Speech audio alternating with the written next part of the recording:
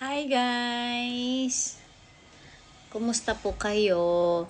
Sa mga nagme-message po pala sa akin kung bakit late hindi ako nakakapag-vlog, pasensya na po. Last week po kasi, 1 week ako halos walang boses talaga, na maos po talaga ako. So, yeah, medyo na-overfatigue po ako guys. Kaya yun, wala akong vlogs, ganon. Pero as much as possible naman, nagpo-post naman ako guys. Ayun, kaso yung mga post na hindi lang ako nagsasalita. I'm about to have my lunch guys. Itong pork sinigang and my rice. Kain tayo guys. Marami lang kasi nagtatanong sa akin kung bakit yung nag-vlog ako ngayon. Friends, family, at saka yung mga nakakilala sa akin, nagtatanong sila kung bakit daw aalis ako dito sa tinitirhan ko ngayon. Matagal na po kasi ako dito guys sa unit na to. Mga 16 years na mahigit. Si Ken dito na rin lumaki sa unit na to. Aalis kami dito guys. Kaya kami naghahanap ng bago malilipatan. Kasi guys, ibebenta na yung unit na to. Kaya, di ba nakikita nyo yung mga pinopost kong mga houses?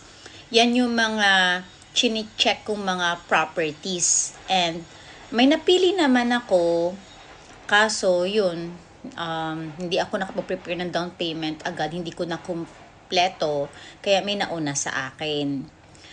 Yung first plan ko talaga dati is to keep this unit na lang. Kaso, they require cash payment, which my money is not enough. So, ginawa ko na lahat-lahat guys. Alam niyo ba, umuwi pa ako ng Pilipinas last year, just to meet some agents to help me sell some of my properties. So, may binebenta akong lots doon sa province namin. Pero until now, wala kasing buyer ko. So, ganun kulang talaga yung pera ko, pambayad sa unit nito para makip ko. Ang hirap i-let go kasi, alam niyo pong, ang tagal nyo nang nagstay sa isang lugar, komportable ka na dito, ito na yung comfort zone mo talaga, convenient kasi malapit sa school ni Kent, malapit din sa work ko. Kaso, yun nga I don't own this unit kasi, so, hindi ko rin kaya na bayaran sila ng cash. They gave me naman enough time to complete the payment if I wanted to keep this unit. Kaso, ang hirap na talaga ipilit kasi hindi na talaga kaya. Medyo matagal na rin silang nag-antay. And that's why I decided to check other houses na lang para yun, makalipat na lang kami kasi nga hindi kayang i-keep yung unit na to. Which is sad, syempre. Ang hirap kasi i-let go din ng unit na to. Kain guys.